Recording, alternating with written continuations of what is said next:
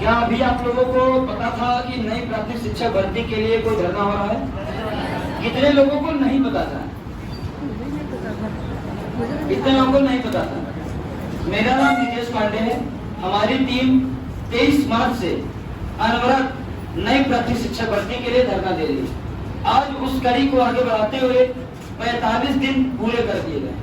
45 दिन से हमारी टीम नई प्राथमिक शिक्षक भर्ती के लिए इको गार्डन की 40 से 45 डिग्री टेम्परेचर में बैठी हुई है। आप लोगों से बस यही निवेदन करने की टीम आई है, क्योंकि जैसा भी कुछ भाइयों और बहनों ने हाथ उठाया कि उनको पता ही नहीं है धरना हो रहा है।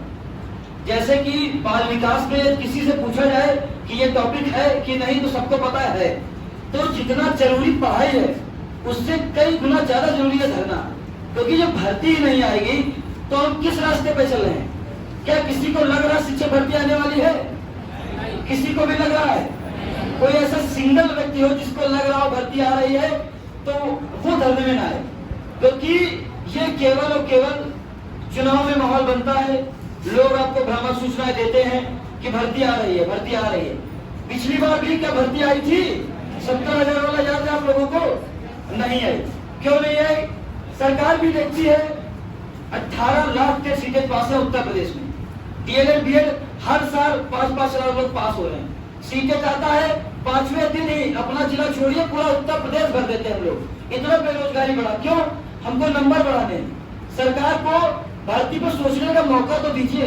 यदि आप 2-3 दिन सीटेट का फॉर्म नहीं भरते, सरकार को लगता कुछ है, पर होता क्या है? अब अपना जनपद छोड़िए, उत्तर प्रदेश में भी गाजियाबाद में क्यों जगह मिल रही है? शायद वो भी भर गया अभी तक। इसमें हम ही लोगों की कमी है। अब आप लोगों से निवेदन है, 18 मई को हमारे अनवरत नई प्राथमिक शिक्षक भर्ती के 57 दिन पूरे हो जाएंगे। जो टीम हम सभी लोग आज भी वहां धरना चल रहा है, हमारी टीम बैठी है, यदि वो 57 दिन वहां रुक सकती है तो क्या आप एक दिन दे सकते हैं? क्या आप लोग एक दिन दे सकते हो ना? शिक्षक भर्ती कोई अकेले मेरे लिए या सोनू भाई के लिए, सोलंकी जी के लिए, किसी एक अकेले व्यक्ति के लिए आएगी क्या? सबके लिए आएगी ना?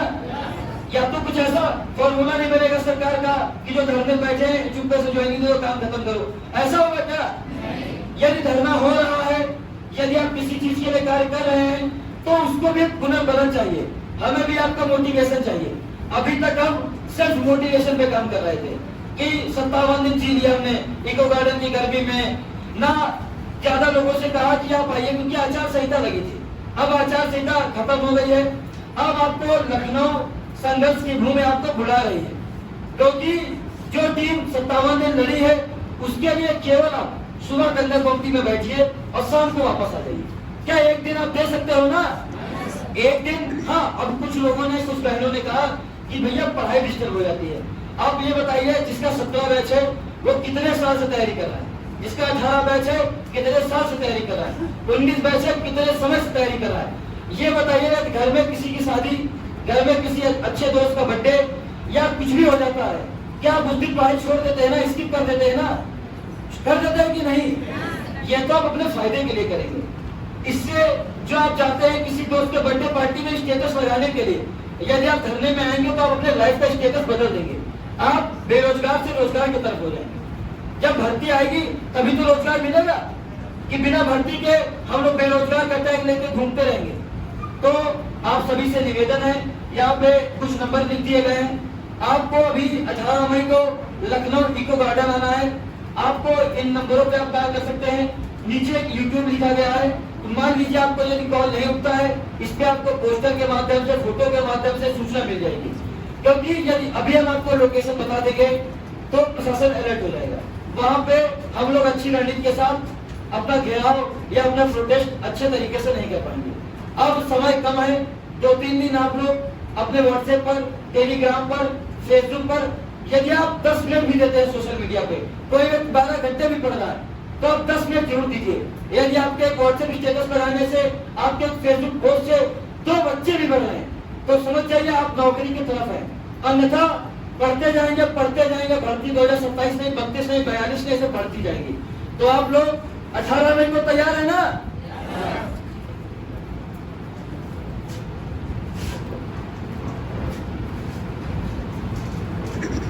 सभी साथियों को नमस्कार। जैसा कि आप सभी को विदित है कि 23 मार्च से हम लोग लगातार लखनऊ के इको गार्डन में धरना कर रहे हैं।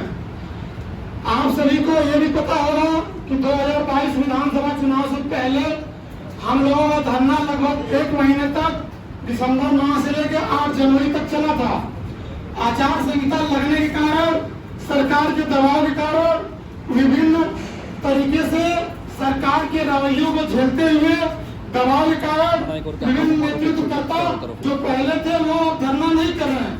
आप प्रशिक्षु हम लोग अब आपके बीच धरने का आह्वान करने आए हैं।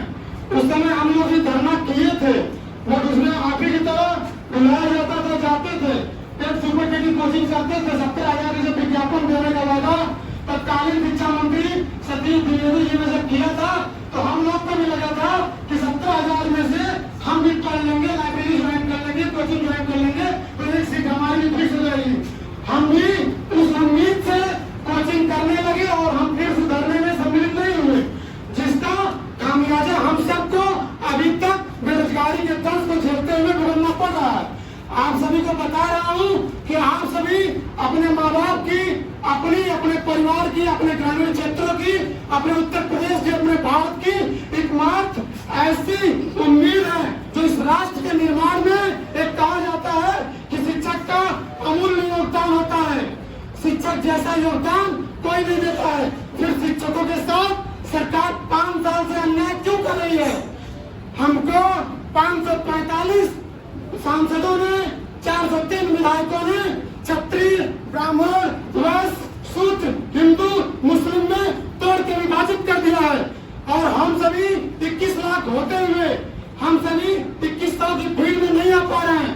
हम सभी को इन सब जातिगत, धार्मिक, विभिन्न पार्टियों की स्टेटस न लगाते हुए अपने कैरियर के प्रति, अपने माँ बाप की उम्मीदों को, अपने माँ बाप के जो उन्होंने अभी तक सेक्रीफाइस करके अपने सपनों को, आप सभी को एक सीट दिलाई चंद्रम बैठने के लिए 6,000, 8,000 आपने यूपी टेट में दिया, 12,000, 14,000 रुपया सुपर टेट में आप दे के पढ़ रहे हैं।